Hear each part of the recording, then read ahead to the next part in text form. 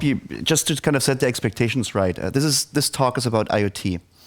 And I attended yesterday's meeting, and there was this workshop here, this panel on IoT.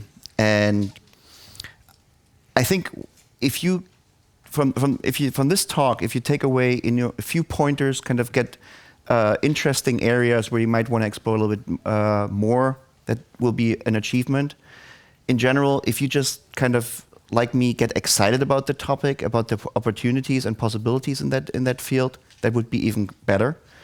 But I don't want to pretend that I have the answers, right? IoT, is probably, if we go around the room, it's probably everyone here has a different answer what IoT means for them. So I will show you some of the stuff I think are relevant for IoT and what IoT is. But I just had this Paul here. Yeah, I had in the morning a very interesting discussion with Paul from Ping Identity, causing me to actually take out a bunch of slides, adding a new slide. So it's just a very fluid topic. Nevertheless, let's get started. So actually, my role usually is to listen more than to talk. So I will try to keep myself short. So maybe we can have actually a discussion afterwards on how you see things, where you differ, because that would actually be interesting to me, rather than me kind of standing in front of here and telling you all the answers. Okay, just the first slide, kind of just as an icebreaker, as a warm-up. In the 90s, we started talking about service-oriented architecture and distributed systems. Today, we have mobile and smartphones, adding another layer of connectivity and processing to our daily lives. And that's ultimately where people say, oh, this is IoT, right? My keychain talking, my phone talking, my shoe talking, everyone talking, and all kind of data, and somehow something magical will happen, right? By the way, I took those slides. I'm a developer, so I love cut and paste. I took them from a very awesome presentation, which is down here. If you have not seen this presentation, I highly recommend going through it on SlideShare. But I think IoT is about this statement, or it's at least part of the riddle, which is called IoT. Think about this. Everything with an identity will have an API, and everything with an API will have an identity. And we had things, there were mentionings yesterday, right, where Ping said, well, I want to manage the identity of things, right? Think about this. So maybe I have things, my work has things, I use my things for work, right? There's almost this clustered graphs, almost like a Facebook-like relationship between me and my things and how I use my things, etc. So and everything needs to have an identity, and then it needs to know the context on how it is being used. And I couldn't find a better sentence or a better statement than this one, which kind of brings together API, the means to connect to it, the means to retrieve data from it, and identity. What is the Internet of Things? And I always find it funny, we talk about Internet of Things without actually talking about what it is. We saw that yesterday in the panel discussion. I'm pretty sure every one of those 5 folks had very different view of what the Internet of Things is. So this is a developer's view, right? The Internet, right? And you have different topologies and how things talk. And actually, I find interesting here is not so much the, what is it for you? The left-hand side, where everything talks to the cloud and then things kind of appear. I think actually, more realistically, it's the right-hand side. Things kind of talking to each other in different domains, in different contexts. I mean, you don't want to have, like, let's say you have home automation. Honestly, you don't want to have your home automation being dependent on a cloud service, which may or may not be there, right? Your doorknob should still open, your fridge should still work. So you will have this different domains where things just communicate with each other. And then maybe there are other domains where things overlap. Maybe signals from one domain get kind of propagated up if they're of relevance to the bigger domain. And the way to imagine that is, right, you have maybe your apartment, things talk to each other. But then you have the block, and where aggregated state of different apartments are coming together. Maybe then you have a district where things from different houses come together. So you have those domains, and they each serve a certain purpose, right? But they each talk within each other, and then only then maybe events get propagated out. So while left side, cloud side is the easiest way to get there, I actually don't think it's the way how practical applications will emerge. But then come the things, right? And from an engineering geek developer's point of view, that's very exciting, right? You know, you can build things now. And one thing I thought was very interesting was one of the first panel sessions where someone actually brought it up is the maker movement, right? I don't know who else is here involved in the makers. Was it just that one person? So we tend to have this discussion about Internet of Things within the IT, right? But there's an equal large and passionate community around 3D printing, about this whole maker movement. And the one thing you should think about is, what does it mean when a 3D printer actually kind of gets up and becomes commercially feasible, right? What happens to supply chains? Are we actually, the cloud gave us as the IT community almost, let us go back to the artisan times where I don't need a big team, I don't need a big company to build a SaaS application which can be used by hundreds of millions of people, right?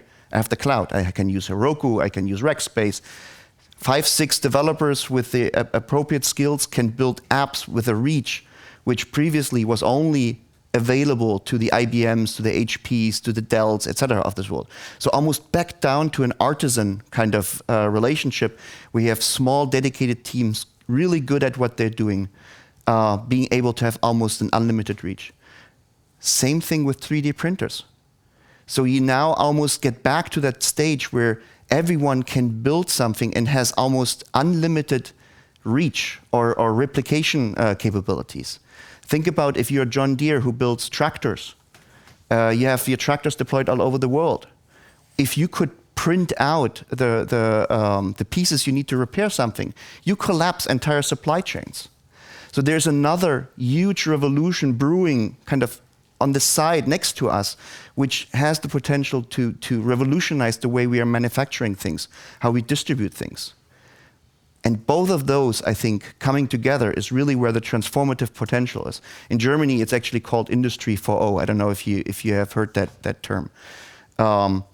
GE, Bosch, they all are now investing into IT, into big data, into understanding the software, which will more likely than not drive their next innovations, their next products.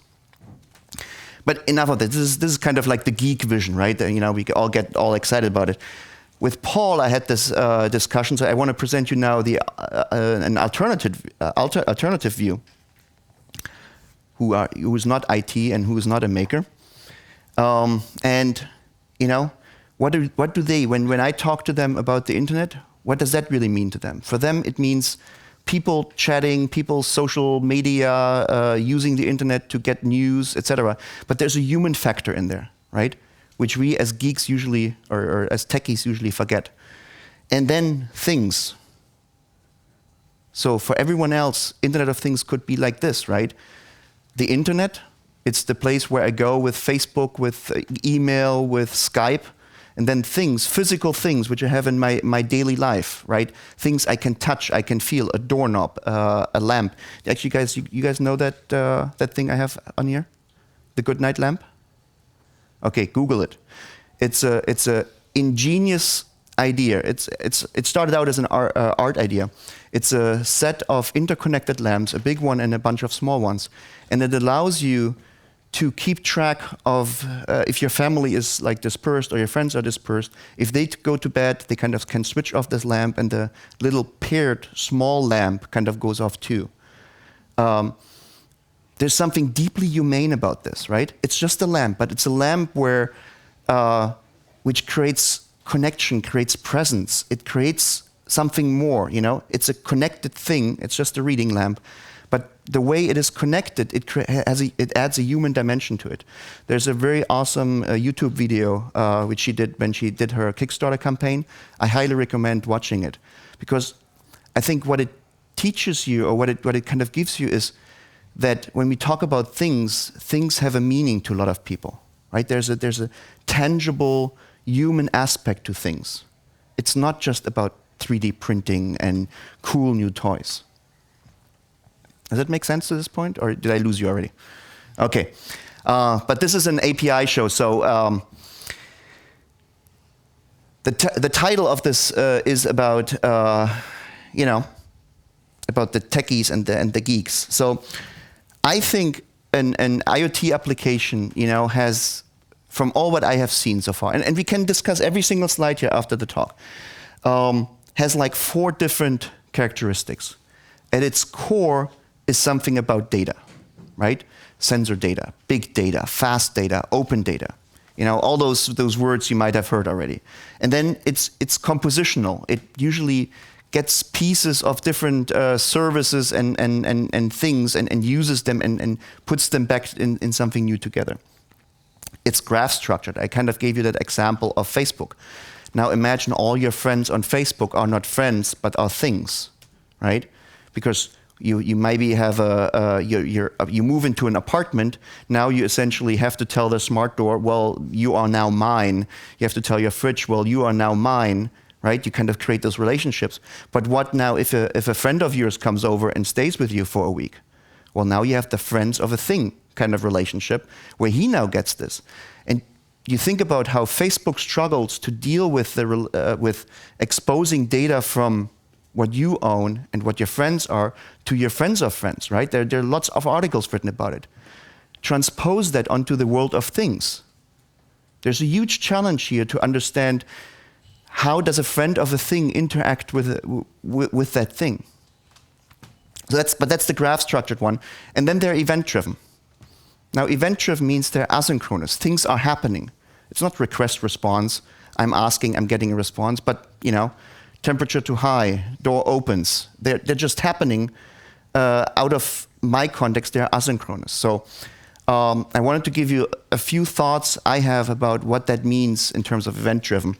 And this being an API event, I figured, well, there's nothing better than going to an actual company which sells APIs to do event-driven applications. I could have used things like Pusher, or Zyfly, formerly known as Cosm, formerly known as PatchBay. I don't know if you're familiar with those, but those are all connectivity as a service kind of. I chose those guys, PubNub, partly because they have nice animation, but also because I think they have reached a certain scale and a certain sophistication in what they're doing, which is quite unique. So you have, and I hope this works now. It works. Look at this. It works. You have publish and subscribe, right? This is a very common pattern in an asynchronous world. So you have the broadcast, kind of the multicast, where something sends things to a lot of other subscribers. And then you have this kind of, they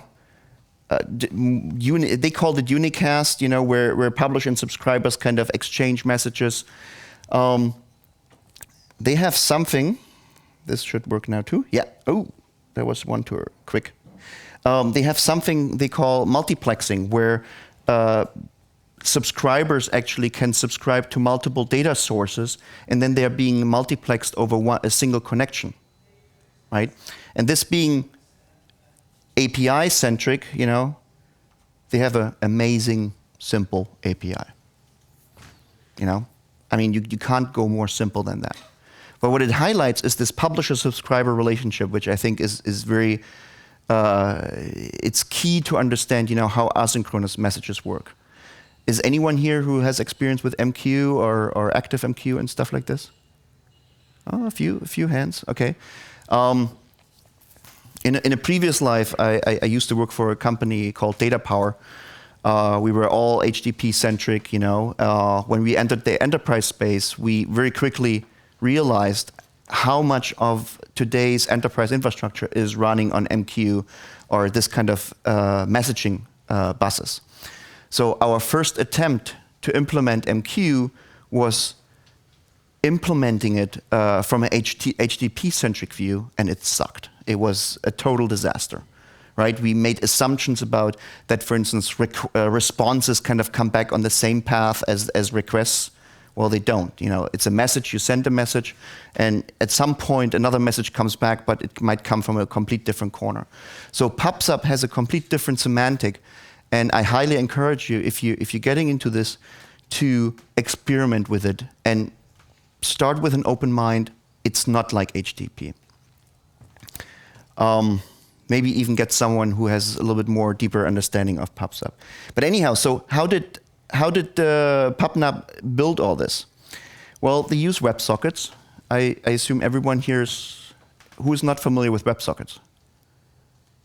Wow, I have to say, I read up on it and I prepared the presentation. I wasn't actually so deep in it that I could have said. I thought it's a neat concept. So anyhow, they use Socket.io, which is a JavaScript library sitting on top of, it's used for Node.js. So there's a client side, there's a server side. It implements part of those asynchronous messages over WebSocket. It's a very neat tool.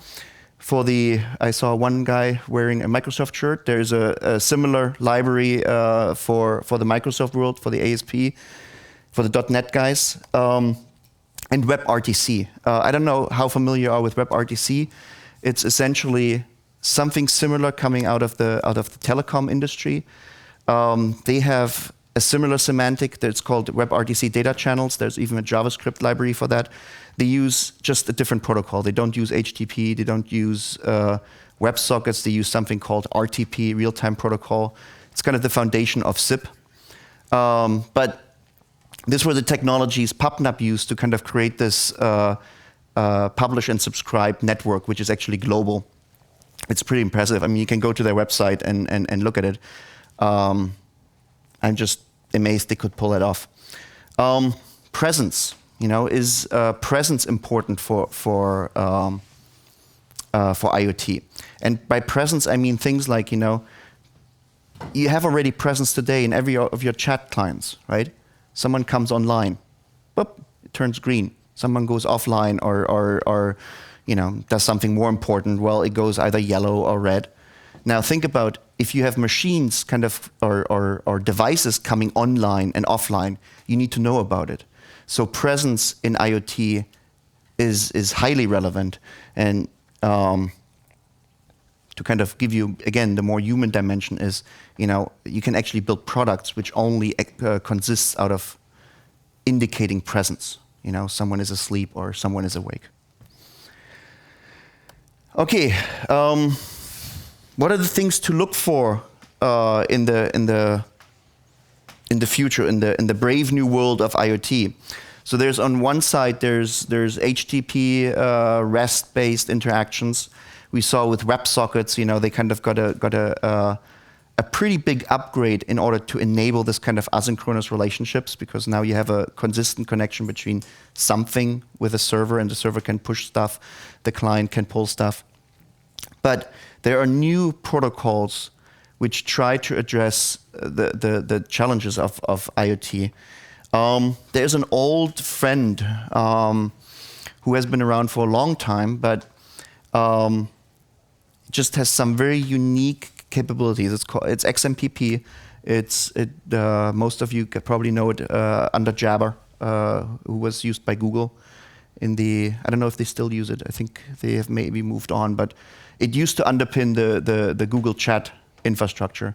XMPP is a mature protocol. It has security built in. It has discoverable. It's a peer-to-peer protocol. It has presence in there.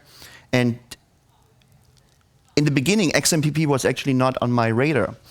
But turns out that a lot of what you would call today commercial IoT deployments, like, for instance, automating house automation, like not home automation, but houses, HVAC, door security guards, etc. They are using XMPP to do this across thousands of buildings with hundreds of sensors in each of those buildings. So it's definitely worth an opa. I'm sorry for that. That shouldn't happen. So this is a Mac. That should not happen. The Mac guy told me that will not happen. What is it doing? There we go. Sorry.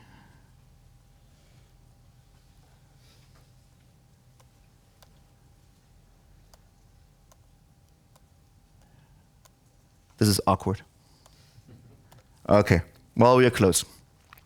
So XMPP. Next one over, CoAP. Has anyone of you heard CoAP?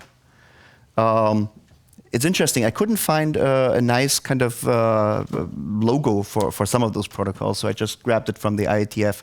CoAP is Constrained Application Protocol. It essentially attempts to be like HTTP, but more lightweight. It's over UDP, and it has just a small header in front. It has notions of publish, subscribe, discoverability. And it's kind of being positioned as the HTTP for devices. So it also follows the REST pattern. So there's actually a binding which maps directly between CoAP and HTTP to make it easy to switch from one to another. We have MQTT. MQTT is a project which grew out of the IBM Hursley lab, which invented the original MQ. It's a personal project of two guys I actually know, Andy Piper and Andy Stanford. It's not MQ, but it's a protocol written, the TT actually stands for telemetry. It's a very small, very efficient publish and subscribe protocol. It supports 3 qualities of service. For those of you who know MQ, they should be immediately familiar. It's receive once and only once. Receive, what is the other one? It's fire and forget, and receive at least once. Right? Those are like 3 different qualities you can attach to a message, depending on if it's important that you receive it at least once or only once, right? There are different semantics there. It has like 5 API calls. I have seen protocol stacks down to like the tens of kilobytes, so very, very small. It's being heavily used in the M2M Eclipse projects. I don't know if you have looked there. There's a website I can highly recommend to you. It's under the Eclipse project, there's an M2M group which tries to build an entire ecosystem of tooling, of protocol stacks, etc., for M2M applications. And a 4th protocol, which is very interesting, it's called STOMP, and it's a text-based protocol. And it has exactly 3 API methods. It has a send method, a subscribe method, and a message method. And it's text-based, but you can add like CSV in there, you can add like binary data there. It's extremely lightweight. I think the spec only runs for 3 pages or 4 pages. But it's a very interesting protocol in terms of, how can I easily implement some kind of publish, subscribe, some kind of asynchronous message model in my application. And that's about it. And I would like to really invite you, questions, observations you have made, things on the slides you want to discuss. Because as I said, right, these are the things I have found over the years to be relevant, to kind of show up in different discussions. But I would really like to understand, where do you see things are going, and where do you disagree with me? That's actually even the most interesting part. Okay.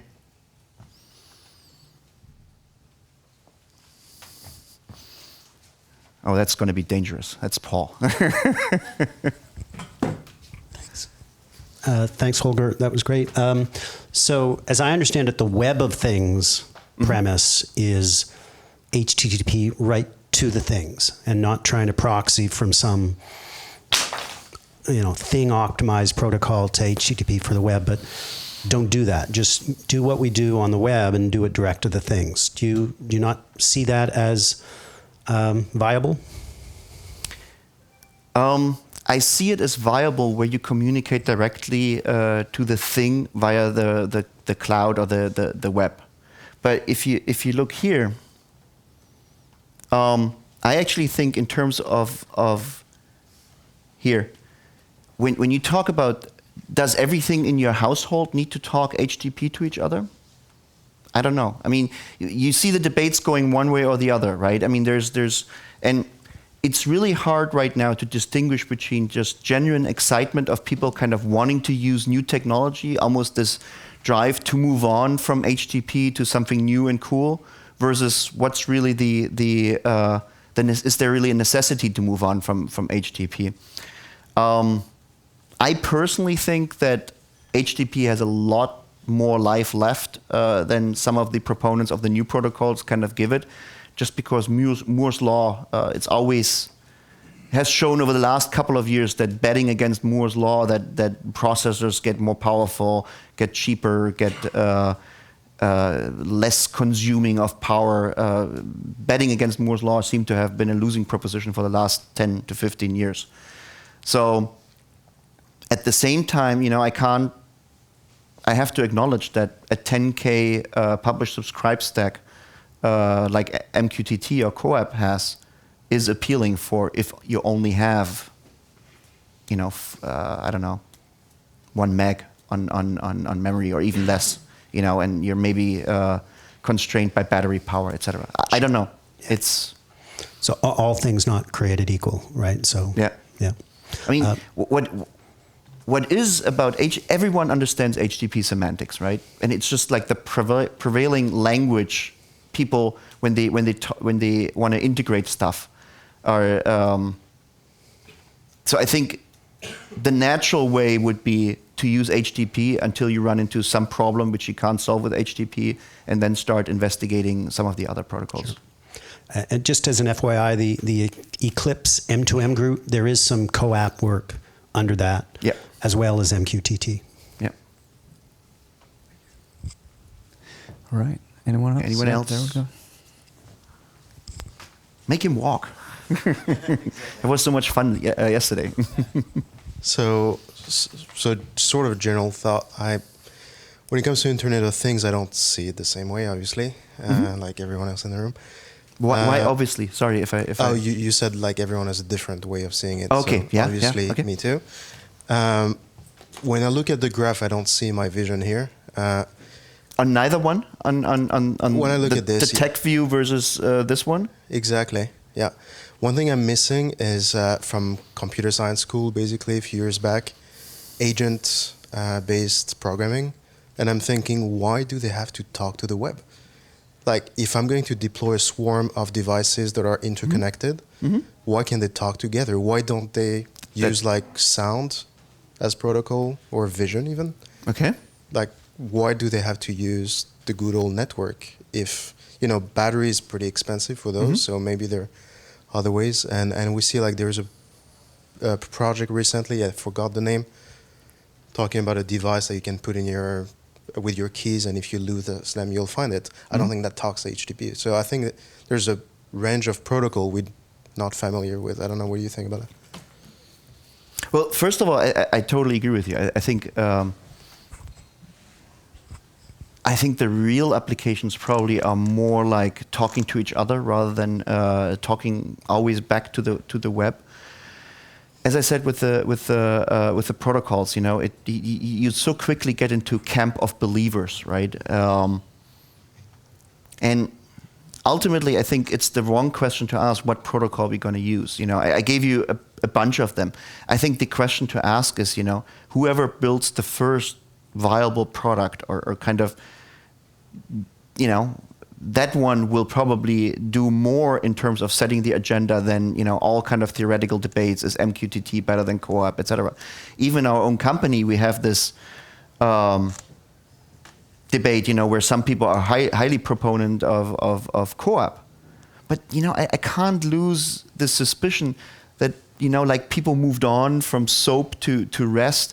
It's just also in us that we always want to kind of start using something new. Kind of we get bored with the old stuff. So do I really need CoAP? I don't know. I haven't really found that yet because most processors I'm looking at, if it's an ARM or something, they have plenty of power to have a Linux-based system or even Arduino or something, right? There's plenty of power to drive a little HTTP client or something. So same thing. I don't know. I think honestly, if I were to do something, and obviously we're looking at this as a company to prototyping, I use HTTP REST until I run into one condition why I can't use it. Thank you, Holger. So I think it's time for... Oh, no, come on. Is there no other question? Please have a continuous discussion out at the Fika, and I'm sure you'll have a big crowd around you there now. So there was thank one you. question. Just a... Okay, final one. Okay. Short one. Yeah, so yesterday the panel discussion touched upon a little bit about standardization as an alternative.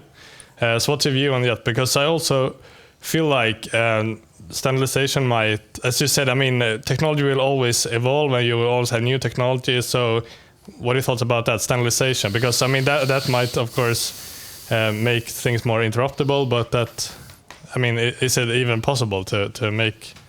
that's a very interesting one, and he shows me I should keep myself short, and that's unfortunately one of those ones. It's a philosophical debate again, right? Proponents of standardization always trot out like GSM, as like the standard bearer of how standardization kind of gave Europe actually a leg up on everyone else because there was suddenly this huge market to roll out. At the same time, I think standardization was successful in that particular point because it involved a huge capital investment of the telco carriers. In a lot of other cases, standardization failed miserably because it was almost always better to just do your job extremely well with whatever you needed to do rather than adhere to some standard which tried to cover all the different pieces. So honestly, in this case, with such a fragmented market, with such a heterogeneous ecosystem of actors, I think whoever can create the first kind of compelling value proposition for IoT probably sets the agenda. And then people want to join, and that kind of creates momentum where people will just take this as de facto standard, like Amazon did with the cloud. Very good. Thank you. But you. if you want to talk more, please approach me because I think it's a very fascinating topic. And even if you disagree with me, I would love to talk to you. Thank you.